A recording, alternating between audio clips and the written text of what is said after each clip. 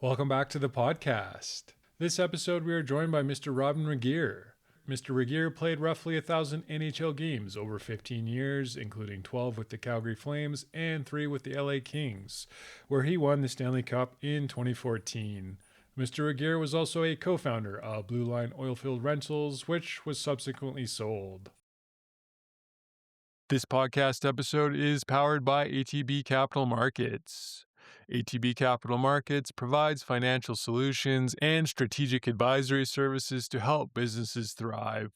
With a track record of successful deal execution, ATB is a full-service investment dealer with a deep understanding and commitment to the industries it serves. Visit atbcapitalmarkets.com for more information. This podcast episode is brought to you by EPAC, the Explorers and Producers Association of Canada.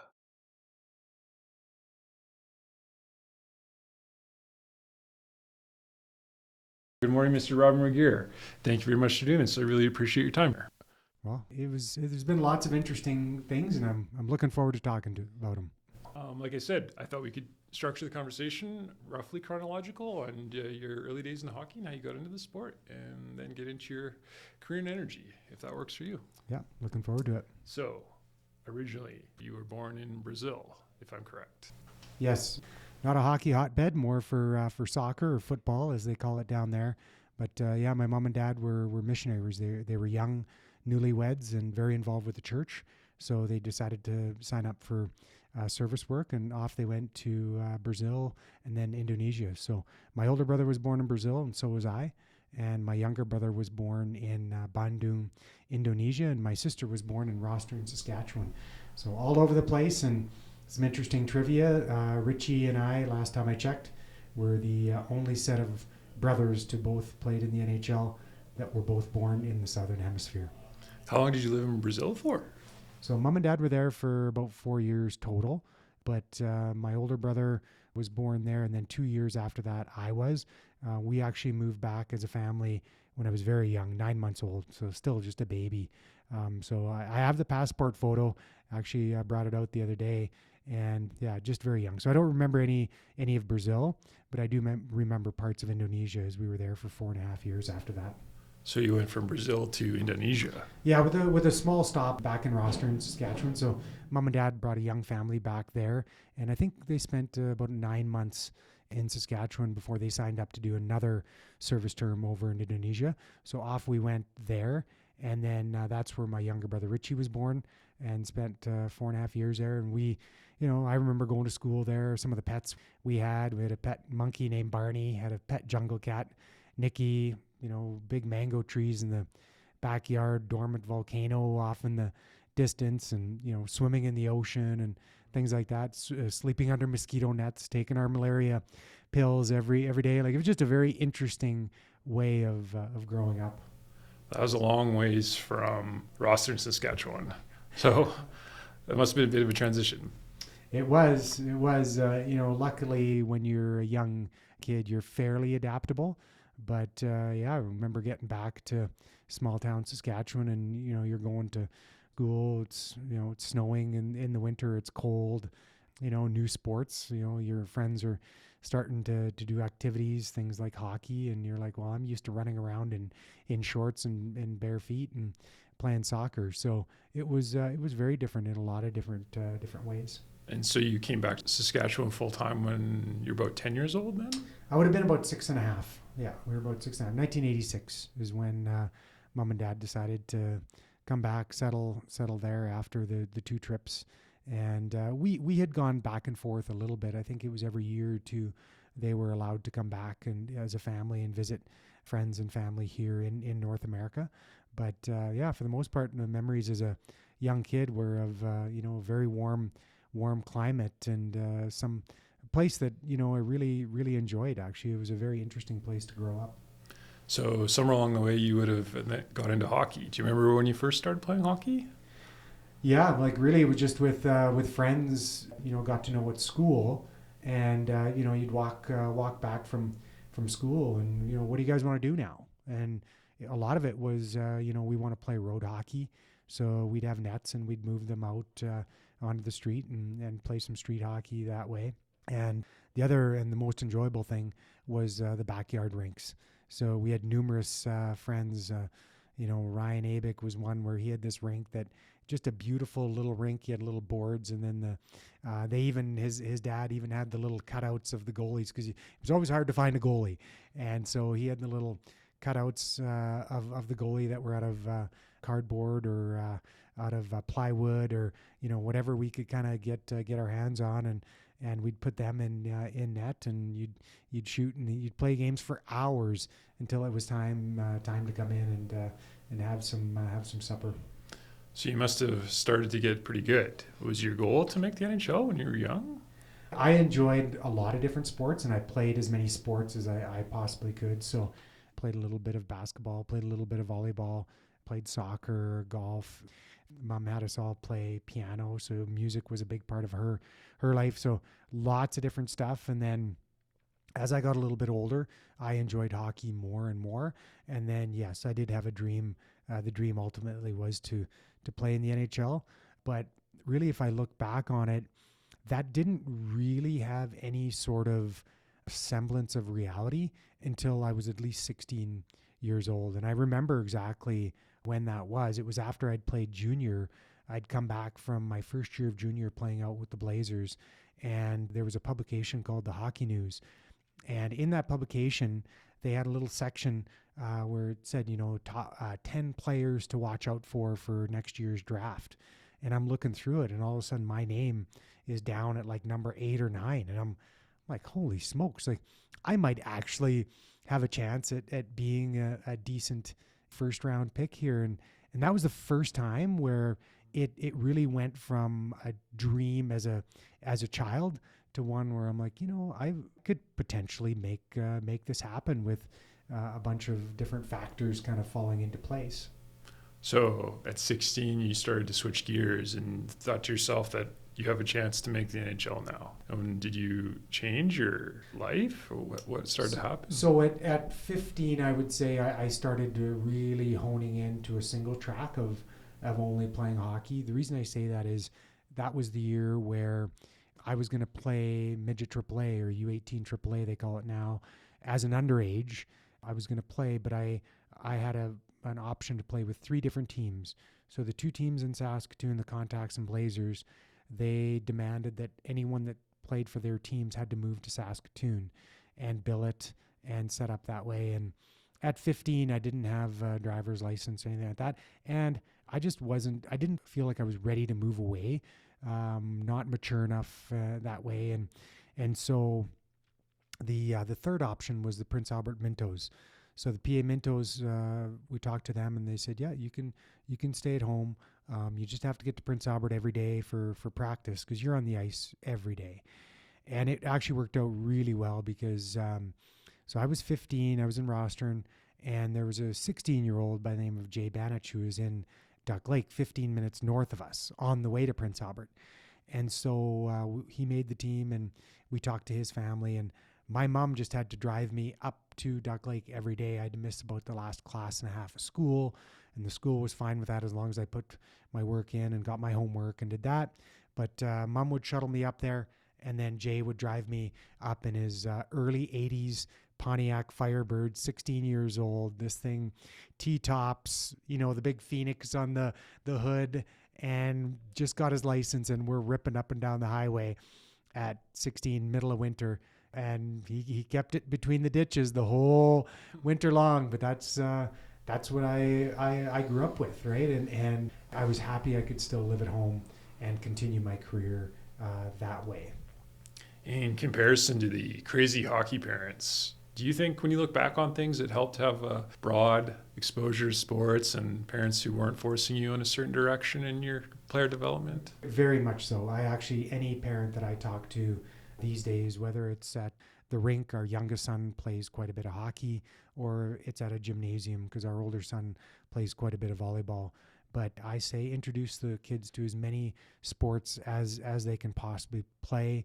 It's really, you're trying to create well-rounded people and well-rounded athletes. And by playing, for example, maybe one team sport and maybe one or two individual sports, or vice versa, you tend to have a much more well-rounded person and athlete. And any coach I've talked to, they've actually preferred if they have an athlete on their team that has other skills as well. They just they're more adaptable. They're sometimes more disciplined. They're just a better overall person. And playing an individual sport, you can't look at your teammate and, hey, come on, get going. You have to look at yourself in the mirror.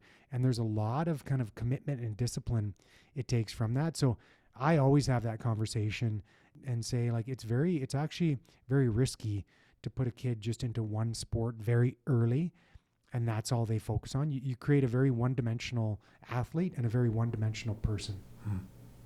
So things went well in your teenage years, and fast forward to the draft. Do you remember the day you got drafted? Oh yeah, 100%. It was in Buffalo. And yeah, I've done a bunch of interviews kind of leading up to the draft. Had some really funny interactions. One of the interviews was the Rangers had me in, and Glenn Sather was in the room, and they had all their scouts and management. There was probably 15, 20 people in the room, and I walk in, and Glenn gets up, he's chomping his unlit cigar, and he says, "Hey, Darcy, nice to have you." And everyone looks around, and one guy's like, "Glenn, that's Robyn," But he'd confused me with Darcy Regehr, the GM of the Sabres at the time. So we all had a good chuckle, and that's how my interview with the New York Rangers started. But very exciting time. My family was all there in Buffalo with me, and really it was great because, first of all, I wanted to be selected. I was selected with the third pick. Actually, Colorado had 4 first-rounders that year in 1998, but I was their third selection, 19th overall. And my brother actually said after, he's like, he knew they were picking me because they had the Velcro name bars, and he saw them actually take a jersey, Colorado jersey, and put my name with the Velcro, and then they walked up to the podium. So very exciting time for myself and family, and you realize later on, and I did, that my parents and family were a massive part of helping me get even to that point with all their commitment and time and effort they were putting in. So a very special moment to share with them. How old were you? I would have been 17. That must feel pretty good that day. Yeah, it was great, but it's only a step, right? Like, you have to remember, as a person and as a player, that's only one step. Like, there's way more work to be done. It's nice, like, you're getting that kind of notoriety, and I'm putting in this work, and people are taking notice, but you haven't made a team yet. There's still tons of work to do, and that's sometimes players have a tough time wrapping their head around that. They're drafted high, and they're like, "Oh man, I've made it." No, the work is just beginning. So things went pretty well. I think you played for another season in WHL, which you did really well at. Yeah, correct. So I went back to Kamloops. I went to a training camp in Colorado, and then I went back to play another year, my 18-year-old year in Kamloops, and we had a fantastic team. Yeah. Things were going really well until July 4th, 1999, if I'm correct. You were in a head-on collision that didn't go too well, and you broke both your legs.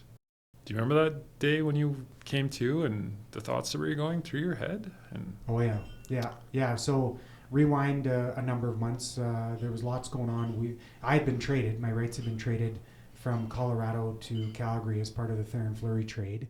So that was all hockey related. And then in the off season, back in Saskatchewan, my brother and I and 2 friends of ours, Natalie Bishop and Stephanie Ratzloff, we spent the day at Blackstrap Lake, just south of Saskatoon. And we'd borrowed my grandparents' boat, and we'd been out boating and having a great time, and just spending time enjoying one another's company. We dropped the boat off, and that night in Saskatoon, and we were driving home, and I can still remember it. I picture it very vividly. I was driving 1976 restored 1976 Nova SS that I had. I was driving. My older brother was in the passenger seat, and our two friends, Stephanie and Natalie, were in the back seat. And we were northbound on the highway, Highway 11 there. And what happened is the divided highway actually turned into single lane highway, and we were 2 kilometers onto the single lane. And I saw 2 vehicles coming, which is normal. One was right in front of the other. But as we went to pass that first vehicle, the vehicle right in behind them just pulled out and smoked us head on the highway. Like, there was nothing we could have done. There was no skid marks at the accident site or anything. They just pulled out and hit us. I passed out for a number of seconds. I came to, and my older brother had worn his seatbelt, thank goodness, because back in those days it was kind of hit or miss, and he'd worn his seatbelt. I had my seatbelt on, and I remember coming to, and he'd already got out of the vehicle and walked around, and he was worried because I could smell the fuel and oil. He was worried about a fire potentially, and so he ripped open the door, the driver's side door, and kind of grabbed me. And I remember him grabbing me. He's like, "We got to get out of here. We got to get out of here." And I was kind of coming to, and I went to stand up and get out of the vehicle, and I just collapsed and kind of rolled in the ditch. And some people that had stopped after the accident happened, I remember them kind of coming up with blankets. I was in shock. I was there, and I didn't realize I had 2 fractured tibia. And, wondering what was going on, what happened to, our Stephanie and Natalie, and, Dean was there talking to me. But a very, very tough time. We were hit by a 1986 Ford Tempo, and all 8 people in vehicles, so there was 4 in each, 18 to 21 years old. And there was 2 males in the front of their vehicle and 2 females in the back as well, same as ours. And the driver died instantly, and the front passenger died on the way to the hospital. And there was some major injuries to the females in the back. I'd heard they were okay after that, but very traumatic time in my life. And you can just imagine, I found out later, my mom and dad, they were notified. They had to come that way from Rostern to Saskatoon to come see us in the hospital. And they actually had to go past the accident site. There was a detour around it, but they saw it. And you can just imagine as a parent now, seeing that, not knowing what's happened to your kids and their friends and things like that. It was a very, very difficult time. You made it through, and it was 2 broken legs, so you had to recover. Did you start your rehab program immediately? How did that work? Yeah, so I was at the RUH, Royal University Hospital in Saskatoon. They took great care of me, but I wasn't sure what was all going on exactly. So getting a bunch of tests, and I knew, I talked to the really nice doctor, Dr. Ann Deuce was her name. She put me back together again. She says, I've had to put 2 screws in your left tibia, which I still have in there today. And there's a bunch of stuff going on there. But she's like, you are very fortunate that you're alive, and you're fortunate that you were millimeters away from severing the patella tendon. So if the patella would have been severed, so you would have never played sports again. So I was kind of digesting that, and she was walking me through kind of the whole healing and rehab process, and it was time just to start kind of moving forward. And so I had a ton of support around me. I had lots of people coming, friends, family, coming to visit me all the time.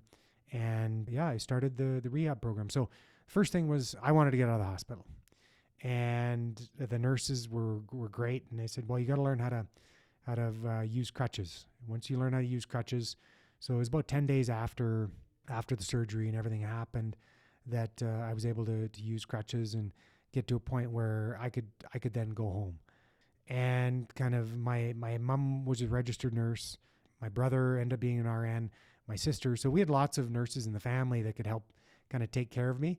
So I just wanted to get home. But the easy thing though really was the physical wounds. Like a physical wound, you can see it healing or you can see it not healing. It was more the emotional or psychological. Those ones were the difficult ones. Those ones are the ones where some days it was one step forward and you're feeling fairly good mentally, and then you have two steps back the next day, or you're thinking about the what if, or you're feeling sorry for yourself, or you're thinking about what happened to the other people and feeling terrible about that. Like, there's all kinds of different things you have to deal with and kind of get through, but having a very supportive network around of the friends and family, they really, really helped me. And so you did your rehab, and did you jump right back into your spot in the league? How did that work? Well, that was an interesting story because the Flames, so my rights had been traded, as I mentioned, so I was now part of the Flames organization.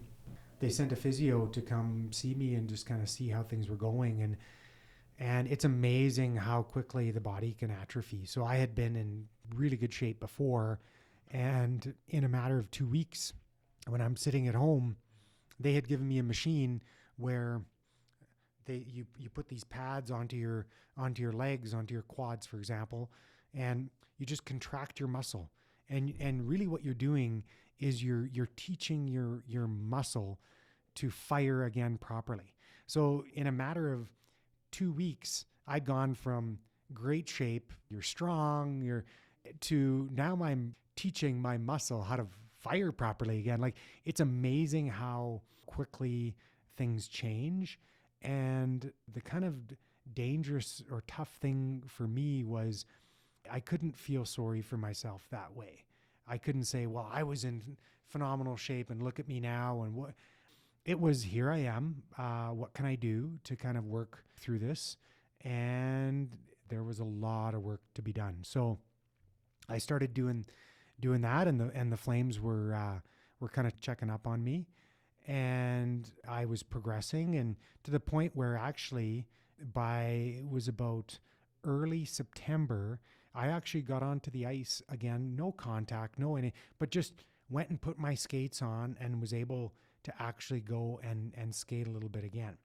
So not long after that, my phone rang, and it was the Calgary Flames, and they said, we'd like to come, training camp's going on. We'd like you to come in, and we just want to see how you're doing. We want to have you come work out with us for a little bit, this and that. They said, pack enough clothes for about 7 days, for about a week. I said, okay. So I packed clothes for a week, and I ended up coming to town here, and things were progressing so well. And they just kept me around. I actually ended up staying for 11 seasons after that. They moved me into a hotel, ended up signing a contract, ended up playing my first games down in the minors on conditioning. But it was amazing how things kind of went. And, I was very, very fortunate. But there was a lot of people and, like I said, a lot of kind of effort that went into it to get back to that point.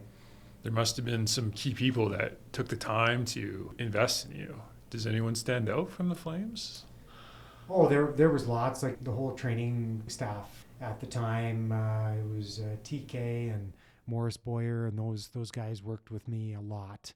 But I just really appreciated the Flames in that they never were trying to rush me or push me too much. They understood that there was a lot going on, both physically and mentally too.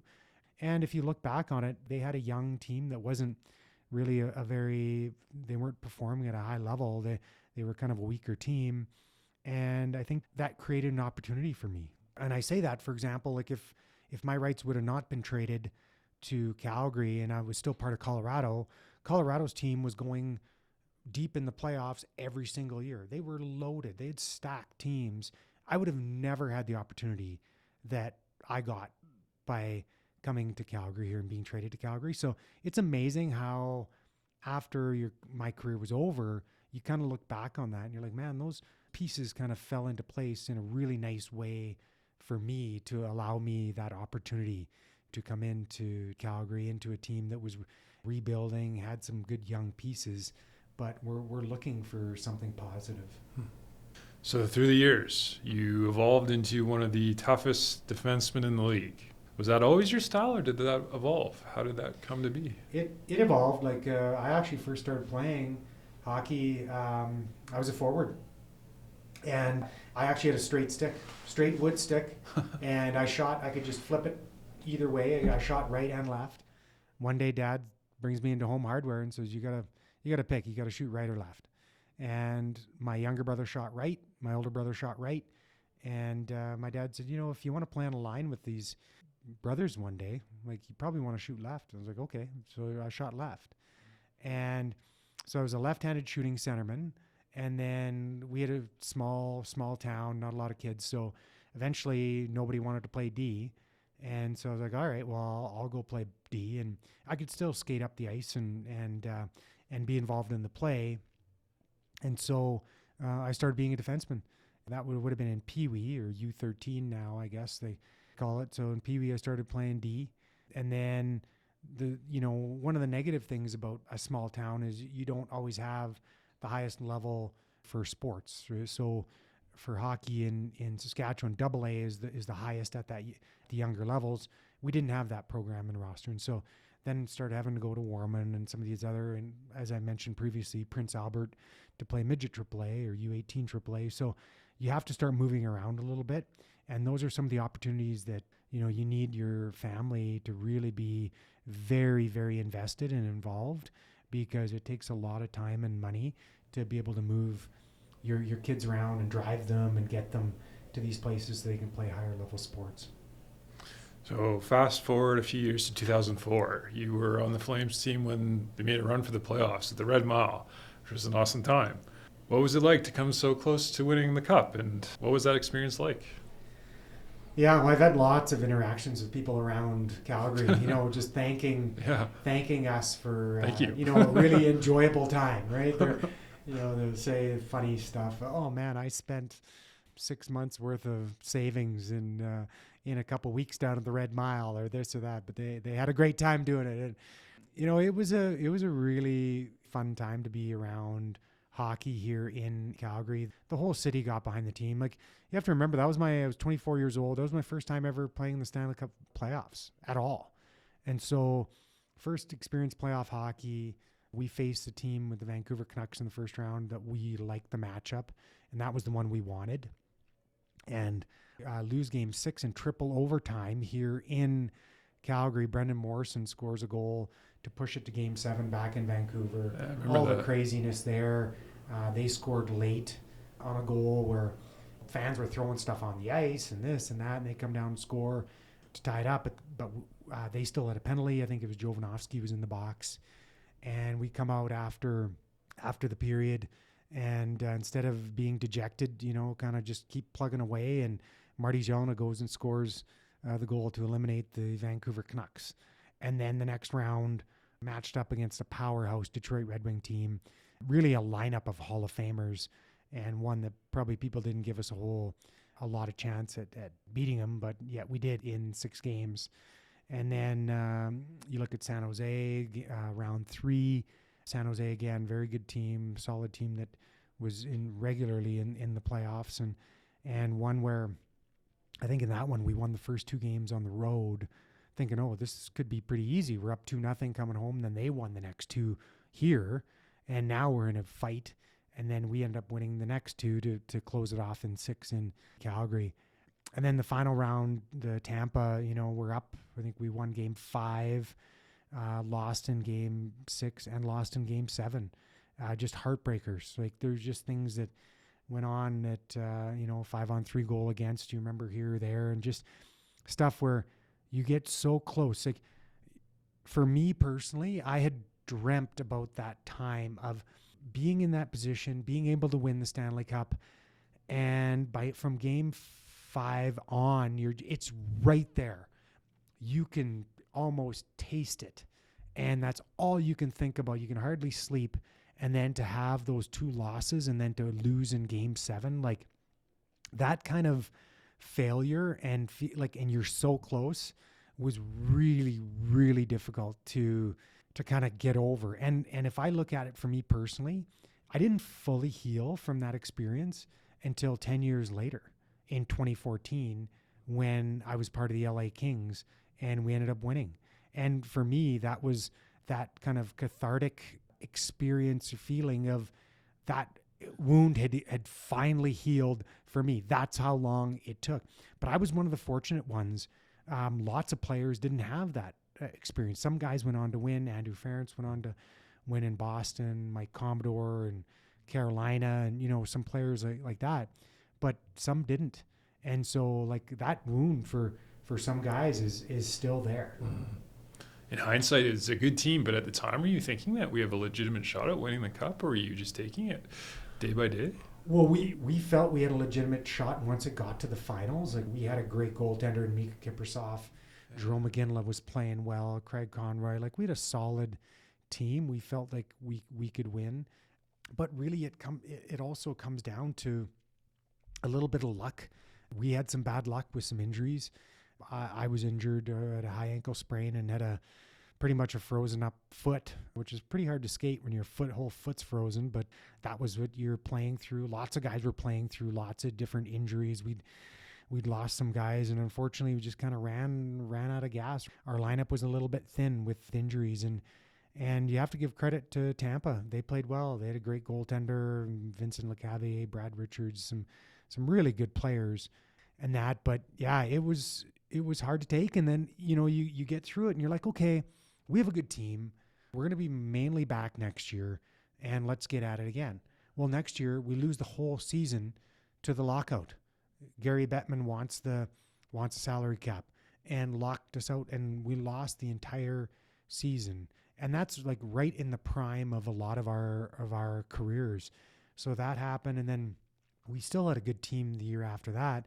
But what happened was we lost to a really good up-and-coming Anaheim team in the first round. Like, we had a great regular season, but then lost to them in 7 games. I think we made the playoffs another couple, but first round losses, and then all of a sudden you start questioning. You question, like, man, we had a great team. We were right there. Now we're on this downward trajectory. And so the doubt and questions start coming in. And and it doesn't take long, like, especially in professional sports, things are changing so quickly that you start asking, like, am I ever going to even have a chance to win again? And for me, I was fortunate I did, but like I said, it took 10 years. At that level, when things start to slide a little bit and you have options, how does that work? Do you start looking around? I don't know if you can talk about it, or do you remain loyal to the Flames, but what's that balance like? Well, for me personally, you have to look at it in a way that, and it's difficult, but because your friends and your teammates are around you, but you have to almost look at it like a producing asset too, in that we're all getting older. And usually when you get older, unless your name is Alexander Ovechkin, your production usually falls and your performance falls and that. So that's what was happening to us. Our team was getting older, and we weren't getting quite the production and performance out of the assets that we had here on this team. And, we also had some issues with salary cap and some of the contracts that were signed here in Calgary. So it was, I forget what year it was. Jay Feaster was the general manager, and I don't think we made the playoffs that year. And he called in, I think it was 8 or 10 players individually, and he just asked us a bunch of questions. So he asked me questions for about 2.5 hours on everything, what I thought about the team, coaches, players, myself, you name it. We went up and down. And so after he was done peppering me with those questions, I put him on the spot, and I said, what are you going to do? What are you going to do with this team? Like, this is where we're at. What's your plan? And his plan was to try to trade a couple players that I knew had no movement clauses in their contracts. And so I knew, I had a pretty good idea that wasn't going to happen. And I said, what if they won't waive? What if this? He's like, well, then I guess we're stuck. So to me, that wasn't good enough. And I just said, Jay, I want to win. I'm getting older, and, I'm not going to be able to play forever. It takes a huge toll on your body. And so I said, if there were some options where I could go somewhere that we had a chance, I just said, I'd be willing to look at that. And that's it. I just said I'd be willing to explore those options. I didn't demand anything, because I've never been a fan of that. And so I left the meeting at that. I never heard from him for months. And so that would have been April, kind of mid-April, until early June. I think it was just before mid-June. It would have been just before the NHL draft. And our family, we're back at, we have a cabin in Saskatchewan, northern Saskatchewan there. And we're back there and my phone rings and it's Jay Feaster. And he's just like, he just says, will you waive your, I had a no movement clause. So even a stronger clause than a no trade. He's like, will you waive your no movement clause to go to Buffalo? And I'm like, what? Like, what's going on? And he's like, well, Buffalo wants you. They also will take Kodalik in his contract and that, and we want to make the trade. And so I immediately hung up after we talked and phoned my agent. And my agent was just absolutely livid, because what happens is when you have a no movement or a no trade, usually what the general manager does is they talk to you and your agent and say, where would you like to go? What kind of works for you? Some guys have a 10 team, that we don't want those 10 teams, and you scratch them off the list. But there's some sort of back and forth and you work together as a unit. It did not happen at all. So now we start down the road where my agent was so mad. He's like, don't say anything. Don't do anything. Let me handle it. So we just left it at that. And meanwhile, Buffalo was calling and saying, will you waive? Well, what my agent ended up doing was he actually leaked the story, the trade, to his buddy at TSN. And I found out later the reason is that then the whole league knows that you're in play, right? Like, because Calgary and Buffalo had really done this very quietly, no one knew about it. So he was doing that to just open up more options for me as a player. So that's how we started that whole thing. And then it was got a little messy. Buffalo was after us, obviously saying, we want you, why aren't you waiving? And I just said, I'm not ready yet. We're looking at all options. And we could have done that if Jay would have brought us along with the whole process, but he didn't. So now we were kind of playing catch up. So it led to some really interesting interactions, and one that, eventually we did decide to go to Buffalo, and I'm glad we did, because my wife and I both really enjoyed it there. And the ownership, the Pagulas, Terry and Kim Pagula, were great, but it was, Feaster had kind of put us in a very tough spot that way. And I was pretty disappointed with him, because really we had left the ball in his court in a very nice way, saying, we're willing to look at options. But then when he operated that way, my agent was pretty choked. This podcast episode is sponsored by Conate Water Solutions. Do you need cost-effective water sourcing options to supply your next drilling or completions program? Conate Water Solutions is a specialized hydrogeology company focused on water well drilling, testing, and water management services in Western Canada and Texas. Contact info at conatewater.com or check out conatewater.com for more details.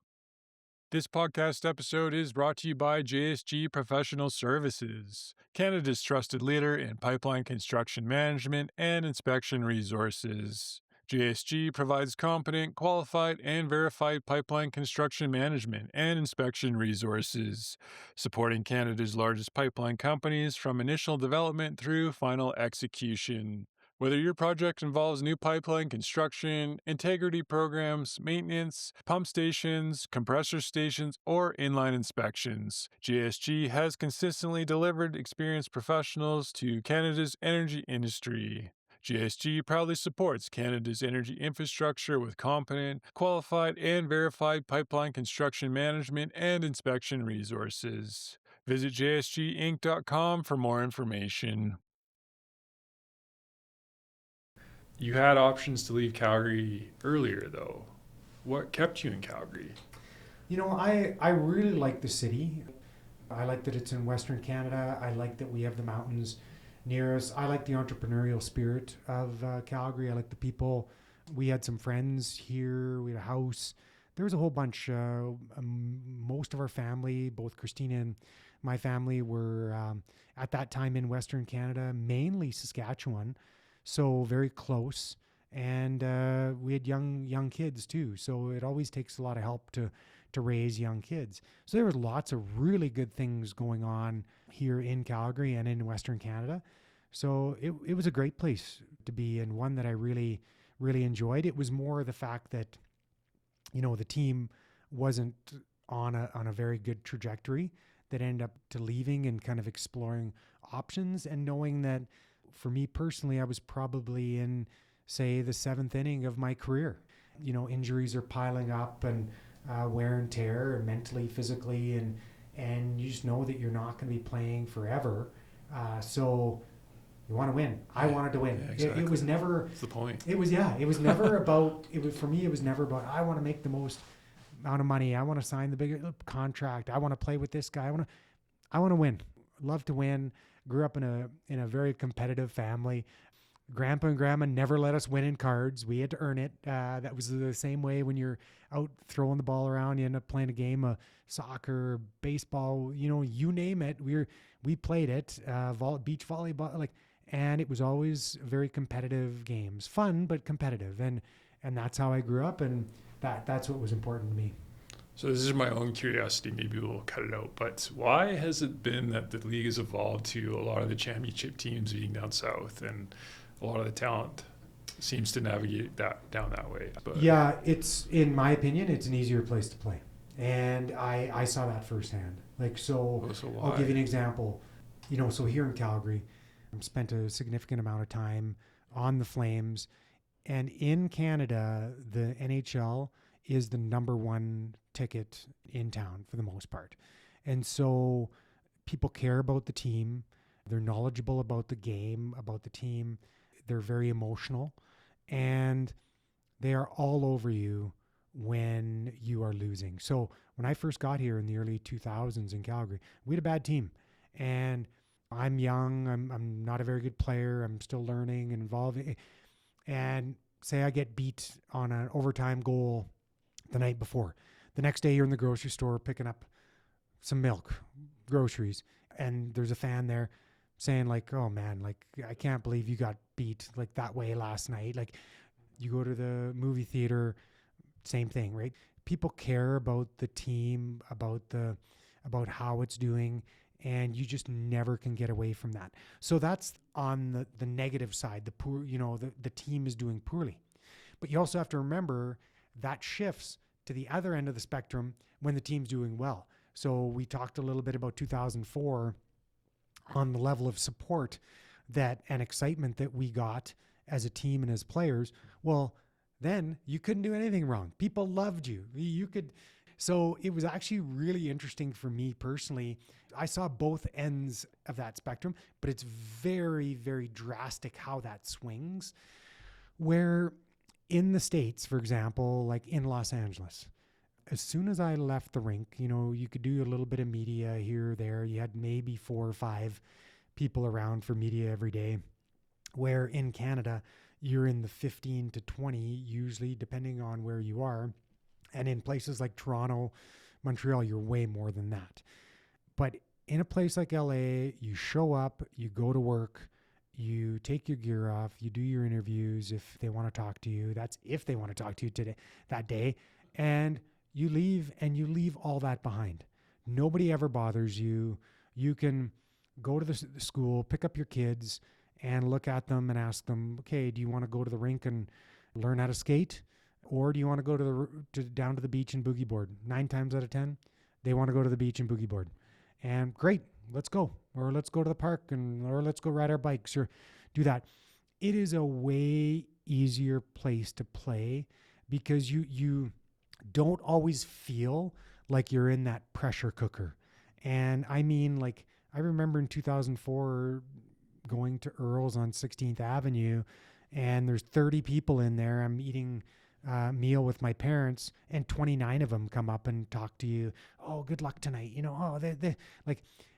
People are excited, but it's like that whole way. And it makes it a very different, a very pressure kind of filled atmosphere, where in a place like Los Angeles or down south in Florida, for example, you just don't get that. And it's way easier to play. I guess there's a lot of celebrities in LA. There's lots going on in LA. There's lots of celebrities. There's, look at the professional sports, right? The NBA, MLB, NFL.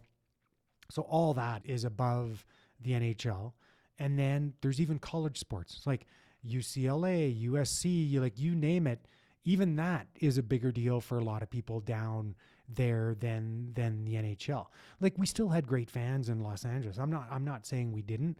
It's just there's so much else going on, and then plus you've got all the movie stars and Hollywood and you name it. Like, it was actually, I'm really, really glad we had a chance to live down there for a couple of years and see all that and kind of be a part of it. Like, it's a fun place to be for a couple of years, but to live long term, it's way nicer to have a family and raise kids in a place like Western Canada than down there. Really? Yeah. I always thought it was the weather. Well, I joked to people, like I said, the most difficult decision you had in the morning down there was looking outside. It's sunny, it's 72, and are you going to wear pants or shorts? Like, that is the most difficult decision for the day. There were some really funny interactions. In January, one time I'm waiting for a doctor's, I'm in the doctor's office going through an injury, and this lady just keeps staring at me down in LA there. And I'm like, finally I look over, I'm like, what's your problem? Like, do you have an issue with me? And it's like, you're not from here, are you? I'm like, no. So I'm like, why? How can you tell? She's like, you're wearing flip-flops. It's January and you're wearing flip-flops. I'm like, it's warm. Yep. Like, it's Sure. nice. It was 23 degrees one day at Christmas Eve. Like, it's warm down there, but they they're bundled up in their jackets. Oh, it's so cold. I'm like, not really. So when you win a Stanley Cup in LA, do you start to get to meet celebrities? How does that work? Oh yeah, there's people around all the time. Like, for that, like, you kind of get used to that, and the best thing is, you treat them just as you would treat them any normal person, respectfully, and they like that, right? And so, but there were some really funny interactions. One of my business partners actually was down there watching a game, and he is a massive Tom Cruise fan. So I meet him after the game, Doyle, my business partner, and he is just so excited. And I'm like, what's going on? He's like, oh, I met Tom Cruise. I'm like, are you serious? Like, and I kind of played dumb a little bit. I knew he'd come to some games and that, and I knew he was quite short actually too. And that I'm like, really? And I'm like, well, do you have any evidence, like proof of it? And so he pulls pulls out his phone right away, and he's getting to the picture, and I'm like, oh, I don't know. It kind of looks, it's pretty dark. I can't really tell. Like, I'm just, and no, it was really him. It was, and he just starts, and I had a good chuckle after. I'm like, I'm sure you did. It's great for you. But, that was the highlight of his trip down there. So there were some really, really funny interactions that way. Will Ferrell's a massive Kings fan, so you'd see him down at the glass and things like that. But yeah, they're just people, right? I've had a chance to meet some really interesting people. We met, we were at the White House, right? So we won. So the next year we're at the White House, and we met President Obama, and you meet all these people in and around LA and in and around hockey and things like that. So yeah. What was it like playing in the Battle of Alberta? And did any games feel more intense than the others? Do you remember one in particular? Yeah, I enjoyed it. Like, I enjoyed the Battle of Alberta. When Daryl Sutter came here in 2003, I believe it was, I remember the meeting, he looked at all of us very intensely, and he said, it's us or them. Like, it's us or them. We have to start beating these guys consistently in order to get a playoff spot. And he was right. And so if you look back on his first go around here in Calgary, we had a very strong record against the Oilers, but we knew we had to beat them. You played that team 6-8 times with the schedule that we had back then. So there's a lot of points there. And so we did. He really got us going. All those Sutters, they're just so intense. Like, the intensity coming out of all those guys involved with hockey, they hate to lose.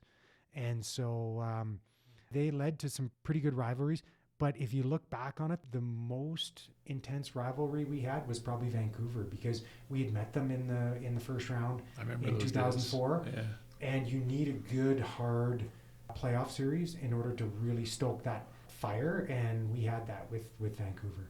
And like, it's hilarious because I always ask the people that were at the Saddle Dome, who are the worst fans? Because they see all the fans kind of come through, right? I said, who are the worst fans? And originally I would think Edmonton, right? Yeah, it's got to be those Oiler fans. And they're like, nope, Vancouver. It's Canucks fans. Like, they are the worst. And regularly when I asked that question, that's the answer I got, and sadly there were some incidents, some Flames fans got beat up in Vancouver one year when we were playing there.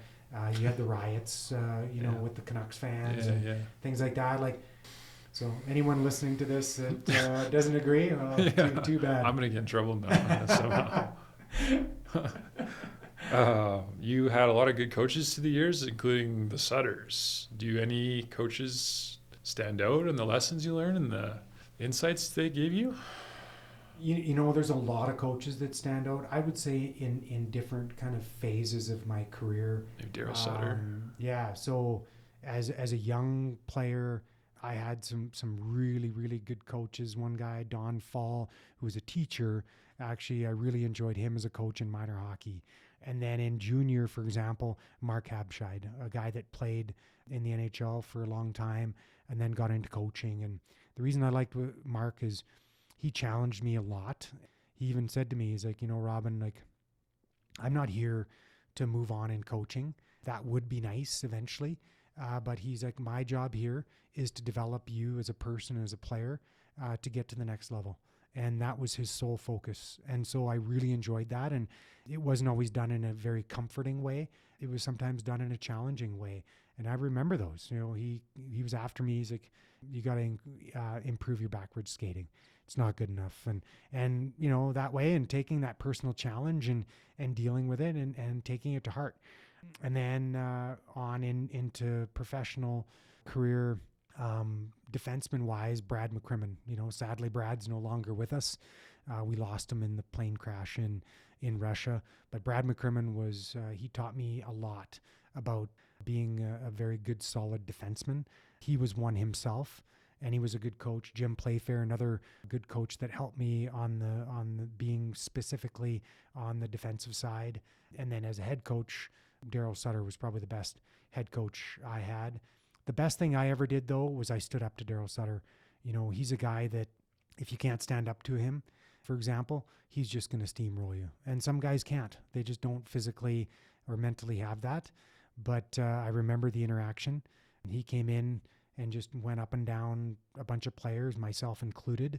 And I just thought it wasn't called for. And so instead of doing that in front of everyone, I just followed him into his office, and he continued on to the video room, and the video guy was sitting there with the video, and Daryl was there. And then he saw me come in, and then we went at each other for about 10 minutes and just screaming at each other. And your adrenaline's running, you're going back and forth. And then after that, I left, and couldn't sleep that night. You were just like, man, I'm getting traded for sure. What's gonna happen? You just don't know. There's all these scenarios going around in your head. And I walked in the next day, and I walked past where his coach's room was. The door was open, and he saw me walk past, and I hear his voice yell, "Hey, Robyn, get in here, get in here!" And so there he was, just him sitting behind his desk, looking at me, and he just looked at me and said, "I'm proud of you." And that was it. There was just a silence after that. And after about 30 seconds of awkward silence, I just walked out. And really after that, Daryl and I I felt we were on a level playing field. For him, getting to know him and understand him over the years, you have to look at how he grew up. He grew up with a bunch of brothers and in a very highly competitive atmosphere. And nothing was ever given to him. And I know multiple brothers and have asked him these questions. And so you had to earn it. So, when they were in the barn playing hockey, at no point did any of the brothers feel sorry for one another and just give the puck to the brother because they're crying in the corner, they're feeling sorry for them. You had to go and actually take it away from someone. You had to go earn it. And that's kind of how he coached. He's not going to give you playing time if you're a young guy. you have to come in and earn it. He's not going to give you respect. You have to earn it. And you do that by a variety of different things. One of the things is standing up for yourself. And if you can do that, Daryl is an amazing coach. But if you can't do that, like I said, you just kind of wilt under the pressure, and lots of guys have. When you look back on things, do you think the hard-nosed approach is the best way for developing athletes? I mean, I guess you're not that young in the NHL, but do you think it's better to be harsh, or do you think it's better to be like back and forth? Well, I think the way the game has gone, you see less and less of that. That type of hard or harsh way, however you want to characterize that type of coach, I think the players now just can't handle that. Like they honestly can't.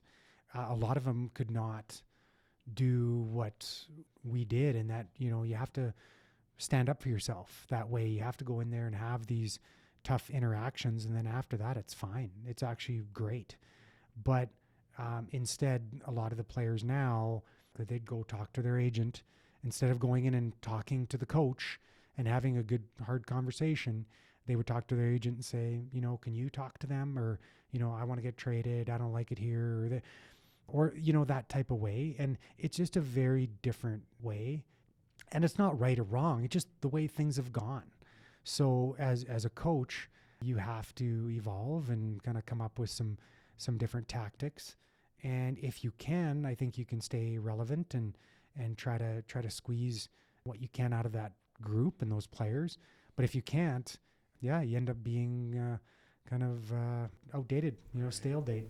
Kind of carrot versus the stick mentality, maybe a little bit. Yeah. Huh. You played roughly 1,000 games in the NHL with the Flames. Do you have a favorite moment with the team? Oh, there's lots. Like, scoring my first NHL goal here at the Saddle Dome. Jeff Shantz won the draw back to me. We were playing San Jose at the time. Mike Vernon was in net actually for San Jose, and wrist shot and scored 5-hole. My parents were in the stands. They were pumped. Like, stuff like that sticks out, right? There was 2004, first time in the Stanley Cup playoffs and going all the way to the finals. That being part of a championship winning team in LA, that does, there's some different kind of international hockey, playing for Team Canada multiple times, winning the World Cup in 2004. That sticks out. So there's lots of different kind of highlights for me, and playing in different places, different teams, different teammates. So yeah, there's many. To just say one is too difficult, because there's just, and there's different, there's different times in your career where you're really looking at the first 5 years. I would say, I'm happy to be here. I'm happy to be doing what I've dreamt of doing for a long time. The next 5 years, you're establishing yourself as, I want to now, say, be a top 1 or 2 defenseman, and you're looking at these different goals that you have and win. And then the last 5 years, it's like, well, I haven't won yet. I really want to win, but I also want to enjoy doing what I'm doing. I'm not going to have a chance of doing it very much longer. I want to be more involved and maybe pass on some knowledge that I have to young guys and help them and through some of the challenges that way. So there's really different phases of the career, and there's different enjoyment that comes out of that too. Like, the new and exciting part of the first phase, and also the enjoyment and appreciation, say, of the last phase. Speaking of highlights, 2014 when you won the Stanley Cup with the Kings, what made that team special? I would say resilience would be probably the easiest way to characterize that team, because they had won in 2012. I wasn't part of that team. And then some small changes. I came in 2013. We lost to Chicago in the Western Conference Final. Chicago went on to win in 13. And then 14. 14 was an interesting year. We could not move really in the last 8 to 10 games. We could not move positioning. We knew we were going to have San Jose in the first round. And actually, we played very poorly in the last 8 to 10 games of the season. And we brought that into the first 2 games in that playoff series. We got absolutely smoked in San Jose. And Daryl Sutter was all over us about attitude. We needed a better attitude. And we played better in game 3, but we lost. I think we lost in overtime in game 3. So we were down 3-0. And there was only 3 other teams in NHL history that had ever come back from that 3-0 deficit. We won game 4, played better. We won game 5, we were playing better. And then we got going. And so we won game 7 on the road. And then resilience, right? Like sticking with it. In the Anaheim series, the next series, I got hurt, knee injury, hard fought series, won game 7 on the road. Again, resilience. The next series after that was really the most difficult. Chicago, a team that had won the previous year, they were right in their window of the prime of a lot of their players, and won game 7 on the road in Chicago, but Alec Martinez scored in overtime. So again, just an amazing road, one that the players, after we kind of got over that hump of being down 3-0, and it was just, let's keep going, let's keep building, let's keep pushing, and then ended up winning in game 5. Alec Martinez scored in overtime in LA. But just an amazing team, one that didn't really get too high, too low. We had fun together off the ice. We had fun on the ice. We worked hard, and just a really fun group. And when you're part of a group like that wins, you create this bond that you have for forever. And so, really enjoyable. The Kings actually brought us all back for a 10-year reunion last summer in August. So they flew everyone down to LA, and we went out to a resort in Ojai and just had a great time. And some guys are still playing. For me, I've been retired for 10 years. Some guys are still playing, but you get together and it's this seamless relationship and banter back and forth, and you're golfing, you're having fun, you're going for dinners, just having a great time with one another. When you got to LA, could you feel that immediately, or did it take time to develop? No, they had a good group. I didn't really know many of them. I knew a couple guys, but I didn't know most of them. So it takes a little bit to kind of get your feet under you and get familiar with them. But you spend so much time with one another that that happens fairly quickly. And then I knew Daryl, I had him previously, so that helped as well. But just a really fun place to play, a really nice group, and great organization too. They treated us really, really well. And fun place to be. Besides the obvious descriptors, what does it feel like to lift the Stanley Cup finally? Yeah, oh man, how do you explain it? Like, Is it possible? I would say lifting it is great. Like getting it handed off to me was pretty emotional experience, especially after having gone through all the ups and downs of getting so close to it and then failing in 2004. But I would say the most special thing was spending the time with it. Like I got a day and a half with it in the summer. And that was a time where, for me, I felt that was a way that I could really say thank you to everyone involved in the journey along the way, from what we spoke about right early in minor hockey all the way through with parents, friends, family, coaches, you name it, everyone involved. And it takes so many people and a massive commitment from a lot of them, especially mom and dad. But it was a way for me to say thank you. Thank you for that. And let's spend this day and a half with the cup. What do you want to do with it? Do you want to look at all the names and look at the history of it? Or if your kids, like our kids and my older brother had 4 boys, what do you guys want to do? Well, we want to eat cereal out of it. Okay, let's go eat cereal out of it.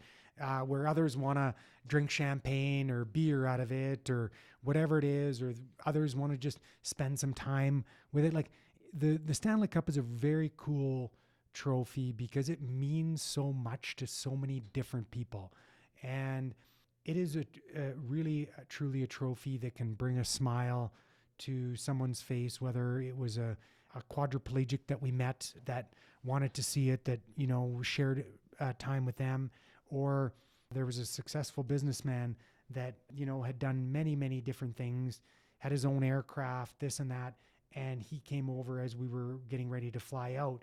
And he says, do you mind if spend a little bit of time, get a picture and the smile on his face. So whether it's a kid or a mom or an older gentleman who, said, I just remember spending time with my son on the couch watching the playoffs and just loving it. And like, it's just such a cool trophy that way because it means so much to so many different things. So really special to be able, I felt, to be able to share that with as many people that were very important along the way, from billet families to coaches to teachers to you name it. And then you get to go and meet the president. Yeah. That's pretty cool. Yeah, lots of security. I think we went through about 4 or 5 different metal detectors, pre-clearance, this and that, and crazy, crazy time. But yeah, there you are at the White House and waiting for Obama to come in. And, we all got kind of in a semicircle, and he came here and shook everyone's hand. And of course, it's well documented. He's a very big Chicago Blackhawks fan from Chicago. So he did give us a bit of a hard time about beating his Blackhawks along the way. But yeah, I never dreamed about that. There you are, finding yourself in a place with a lot of history. The Oval Office. Yeah, just wild. And looking around, letting us walk around there, the red room, the blue room, the Oval Office, like you name it, you're just walking. You're going where they don't let you go everywhere. Yeah. But yeah, you're just trying to take it all in and going out onto the backyard there. And yeah, it was very, very cool. So that spring, what were you thinking? That you were going to keep playing after you won the Stanley Cup, or were you thinking about the future at that point? I was already thinking about the future, but I'd had an interaction with Dean Lombardi, who is the general manager. And in the previous year, he'd brought me in and said, actually, interesting little story. He actually left a little yellow sticky note on the window of my vehicle. And it said 3-3 2.5, I think it was. Come see me, Dean. So I'm like, okay. So I walk up to his office and he's like, what do you think? I'm like, what do you mean? Like, he's like, well, what do you think about my offer? So that was his contract offer. I said, Dean, thank you very much. I appreciate it. But I said, I feel like I can play for 2 more years, both kind of mentally, physically. 2 more years is what I think. And I said, I don't know after that. And we actually had a great conversation for about half an hour. And he said to me, he's like, I really appreciate the honesty. You're the first player that's come in here and been open about those kind of beliefs and even the challenges of that, where most guys are trying to just get as much as they can for as long as they can. And for me, I was appreciative that they had got me there in LA, and I was just getting a chance to play on a team that I felt had an opportunity to win. So I actually lopped off a year on the contract just in that conversation with him, because I truly felt that I only could play the way I needed to for 2. So that would have been an extension. So we ended up losing that year to Chicago in 13. That contract kicked in that next year, the first year. We ended up winning. And then I had 1 more year after that. If I look back on it, ideally, it was probably 1 year too long. I say that because my knee was really, really bothering me. At that point, I was having a hard time turning and pivoting and things like that.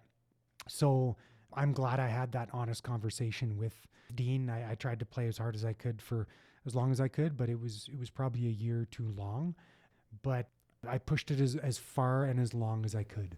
And it was time to move on after that. There was other things to do. More to life. Yeah. This episode is brought to you by Astro Oilfield Rentals. Planning your next drilling or completion site, Astro has your remote communications and accommodations needs covered. With over 25 years of experience serving Western Canada, Astro continues to expand, innovate, and deliver the best value for your investment. Astro offers a full range of communication solutions, including cell towers, radios, and internet services. Astro's lineup features well site trailers, sleepers, full gym units, medic centers, and custom-built command centers, helping you stay connected and comfortable in even the most remote locations. Visit astrorentals.ca for virtual tours and more information.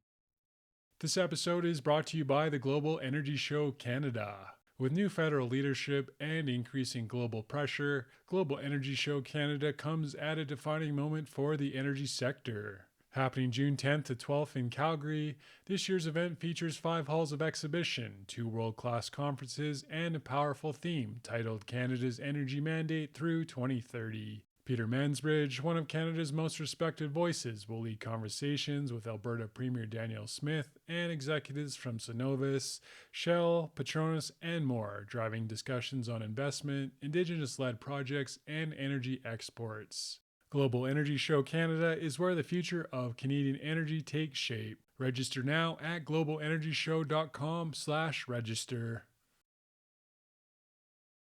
So you had a successful career, including winning the Stanley Cup and pretty good contracts and all that, but the transition out of pro sports is hard, I would imagine. What was that like for you? Yeah, for some people it is. And I think the transition is most difficult for people that their only interest is hockey. And their only support group or peer group or friend group is hockey. For me, that was never the case. You know, for Christina and I, when we were in different cities, we had friends outside of hockey and other interests. So I think that led to a lot of opportunities. So for myself, for example, meeting some people here in Calgary back in 2006, 2007, still in the middle of my career, that we started an oilfield service company called Blueline Oilfield Rentals. And having other interests, I think, are very, very important. It leads to just a more well-rounded person. And so for me, that kind of led to a built-in transition. I already had other interests where I would do things like during the summer, for example, when I was still playing, I'd take 2 or 3 days off and I'd go do rig tours up in northern Alberta. So I remember walking onto a big neighbor's rig at the time and walking up to the doghouse, and there's the driller sitting there, and there's a massive Ryan Smith Oilers jersey. And most of the guys I met on the rigs are Oilers fans. But there's a Ryan Smith jersey right there. He's looking at me, and I'm looking at the jersey, and that, and we have a good chuckle. But I learned a little bit about the industry that way because I had a little bit of time. And so for me, getting that business kind of up and running with 2 partners, it was kind of a natural transition where a lot of players don't have that. So after, like I said, a great career in the NHL, you were probably okay financially, but you decided to get involved with Blueline Oilfield Rentals. So I guess the question is, why that business? Did you see a outsized opportunity? What attracted you to that business? Yeah, well, a few different things. First of all, for me personally, I wanted to do something outside of hockey, and small business I felt was important. We had a young family, 2 young boys at the time, and I didn't want them going to school saying to their friends, "Well, what does your dad do?" "Well, he's retired. He just sits at home." You would have been 30. And go, yeah, 35, right? 30, young. It's pretty young. Yeah. I'm 35. And yeah, so I wanted to do something, and I wanted to do it outside of hockey. And so being in Calgary, there's a good entrepreneurial spirit in Calgary. I had started becoming familiar with the oil and gas industry through a mentor of mine, more on the investment side, but learning a little bit about that. Now this was a chance to get to know the industry more on the service side, which is very, very different. And I also had an interest in equipment. I grew up working on a farm. We lived in town in Saskatchewan there, but I always worked on a farm and I loved it. I loved running equipment, being in the tractors, the combines, things like that. So I think for me, it was kind of a natural progression to being in the oilfield services side, being in Western Canada. Calgary's a decision-making center for oil and gas.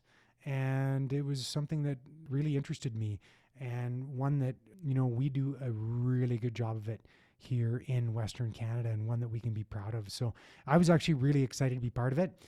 And that started my progression to learning about the business, and how I felt I needed to do that was actually working in the business. So I became fully ticketed in everything that we had. So you're talking excavators, loaders, skid steers, like you name it, I was ticketed and I could run it. And sometimes I did, because I had to actually learn about our business and learn what the E&P companies were wanting to do, some of the challenges they had, and some of the things that we were doing well and some of the things that we weren't doing well. So I was going up usually once a month. We were working for Suncor and CNRL, and I'd fly up to Firebag or go to Horizon, either drive around and learn from some of our operators and what we were doing, or do it myself, and met many, many really, really great people and learned a ton along the way. So the service side of the business is great. You can make a lot of money in the good times, but on the other hand, you have a lot of assets that can sit in a field depreciating. So there's risk there. How did you think about the risk? So there's massive risk. Exactly. On the E&P side, they have production, right? And so sometimes they're not getting paid maybe as much as they want for it, but they're getting paid and there's production there. On the service side, we had equipment and we had people, and that's it. If there's no equipment out, or if there's no people out working with the equipment, there's no revenue coming in. So a lot different that way.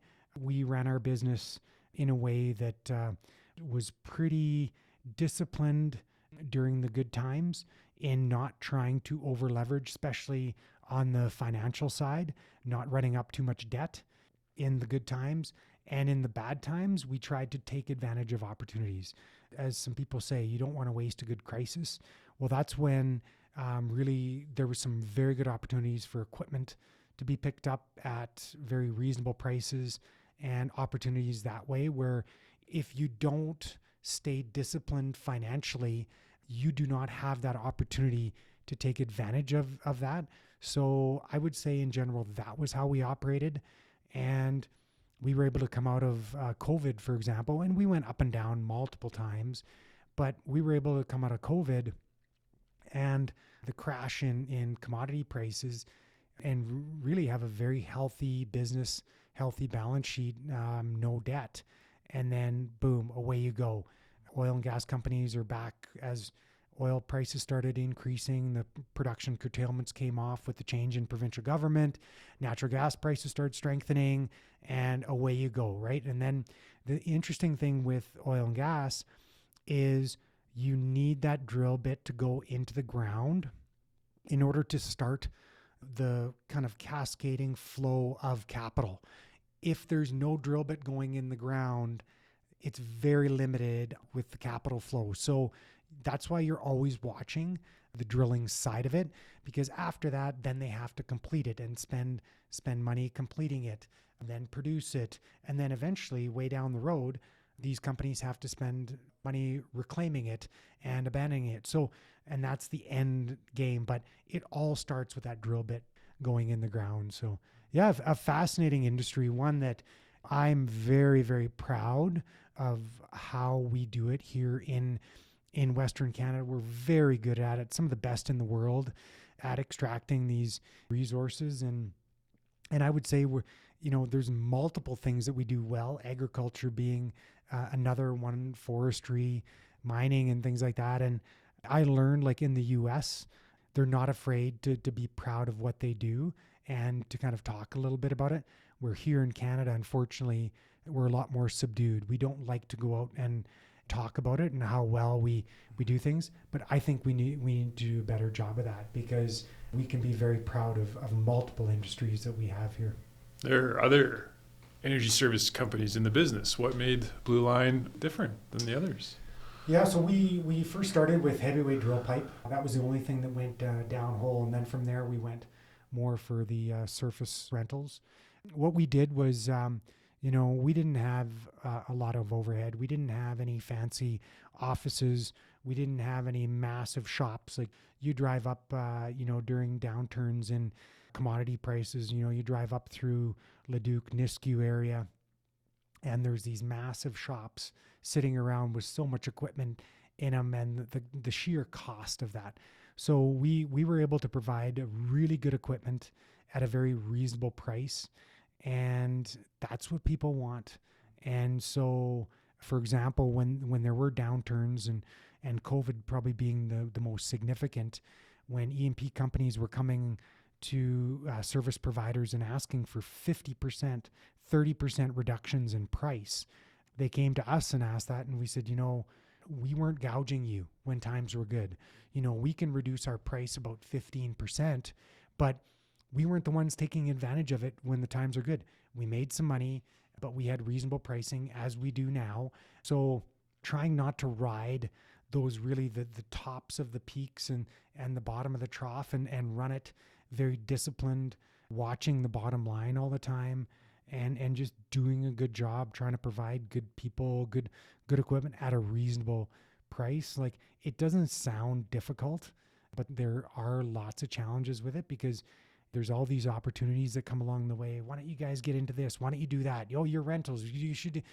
And it's like, well, we could, but the amount of times that we had operators come to us and say, why don't you get into heated job johns, for example, for that? Well, I don't have the people to manage that portion.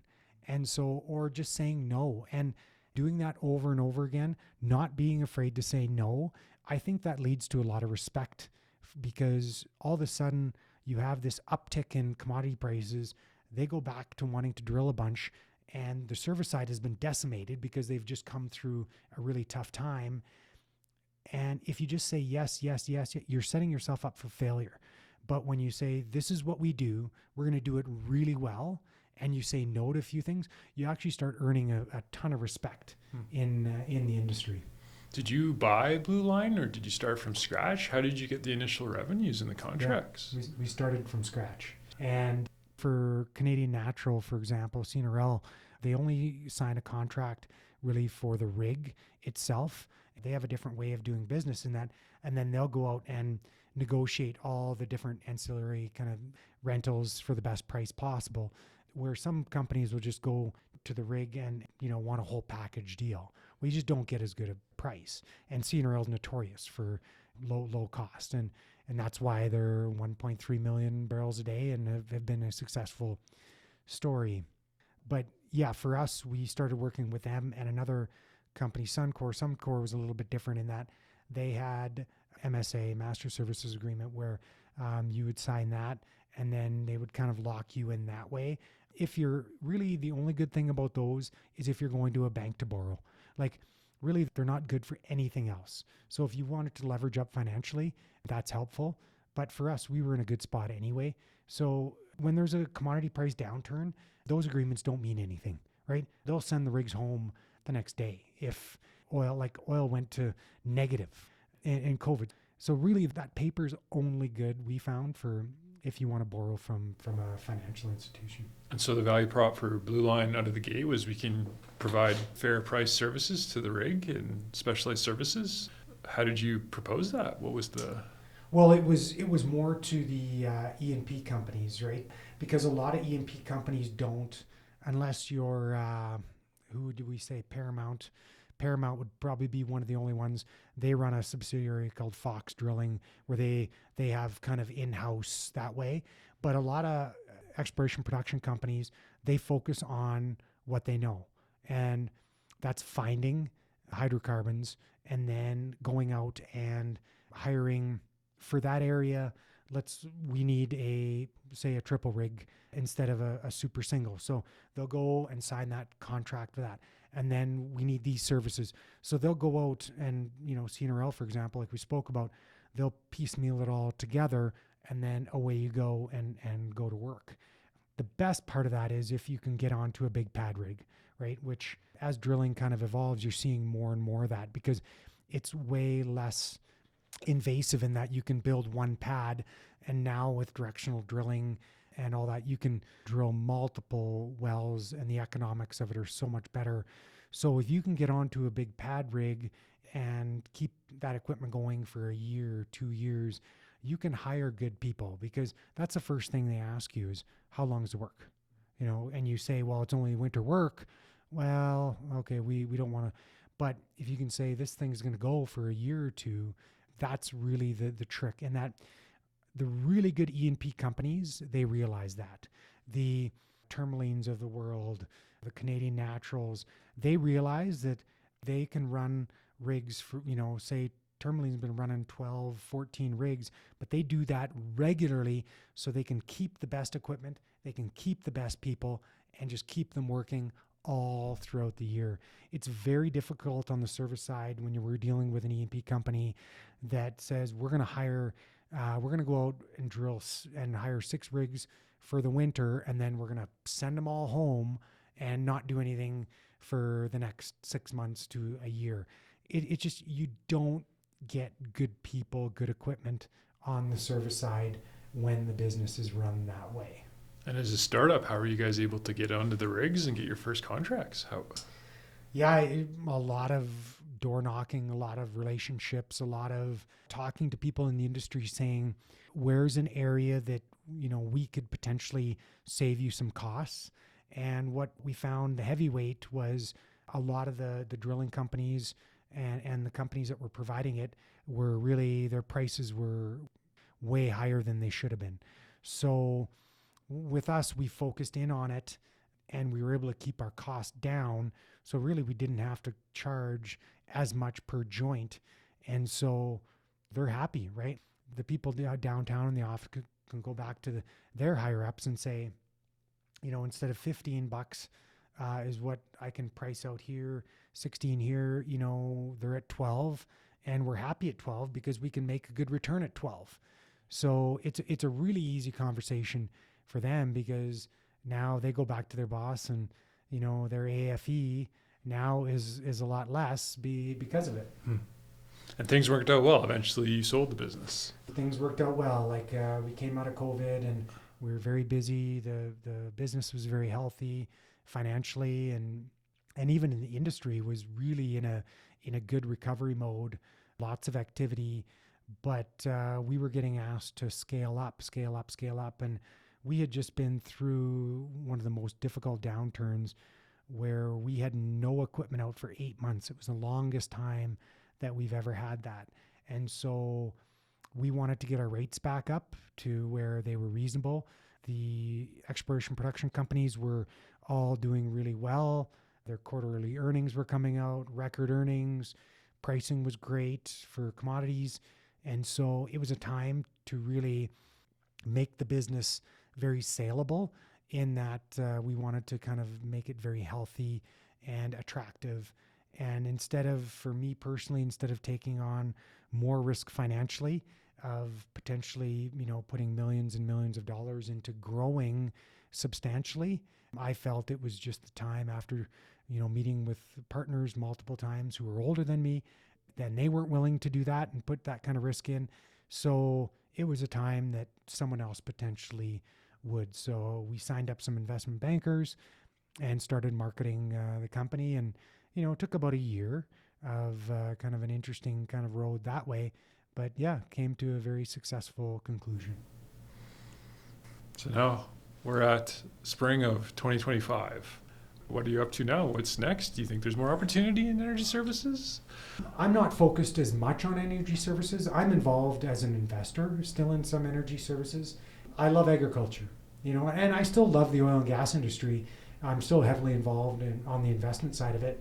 But I've actually been fortunate to be buying up some farmland in Saskatchewan. Okay. And I rent it to farmers, lots of farmers that I know. I grew up working for a big group of them. Mm-hmm. One of them is Jay Banich, who I used to ride in his car up to Prince Albert. He's farming some land I have and things. But, again, it's another industry that I'm really, really excited to be involved in. I think we do a fantastic job of it here in Canada, especially Western Canada. So I love being involved in that. I'm very active with the Flames alumni, so more volunteering. Now I'm the co-chair of the Flames Alumni Golf Tournament. And we've got that coming up May 29th here at Pritis. So we raise about $150,000 to $200,000 a year, and it goes to cerebral palsy kids and families and their adapted bike program, a very great program that they have there. I'm involved on the Alumni Executive Board, so we allocate about $200,000 a year to different initiatives that way in Calgary and in Western Canada, in Southern Alberta. So, we've just done a big donation to the new Ronald McDonald House. They had a big expansion that went on. They were outgrowing their old Ronald McDonald House, so we're doing that. We're involved with brown bagging for Calgary kids. Sadly, here in Calgary, the numbers have gone up substantially on kids that go to school every day with no food. So when we first started being involved with them financially, I think there were about 3,000 kids Monday to Friday that they were making lunches for. We do that twice a year as alumni. We go and help make lunches. Last time we did it was a few weeks ago. Now they're making over 7,000 lunches a day, Monday to Friday. It's just amazing. So, being involved with things like that really make me be very happy to be here in Calgary and involved with some really great organizations. Doing podcasts. And doing some podcasts. Right? So this one, I've enjoyed this one. Actually, the alumni has started one. So Brent Cron, who is just an amazing personality. He's on the radio. He works for Precision Drilling and is on the well servicing side. But he started Brent Cron, the Alumni Chronicles. Okay. So that's one where he's having some alumni coming in and talking and just what are they up to now, right? What are the chapters in life after hockey? Mm-hmm. There's some really interesting ones. So I'm sure at one point he'll have me on. But life is good right now. Maybe to wrap up, one lesson that you've taken from the NHL and carried into life after hockey. Oh, one lesson. You can learn from anybody. You can learn from good coaches. You can learn from bad coaches. You can learn what you like, what you don't like. That's probably the biggest thing, is that willingness to learn, I think has really helped me as a person.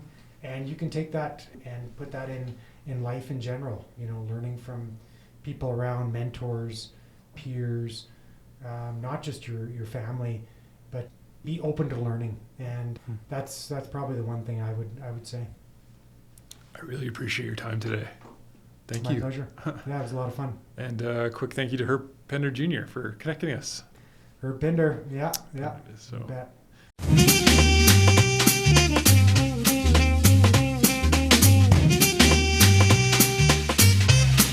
Hello, listeners out there. Thanks for checking out the podcast. Hopefully the episode provided some insights. If you enjoyed the show, check out trose.ca where more episodes are yet to come. Until next time, happy coffee drinking.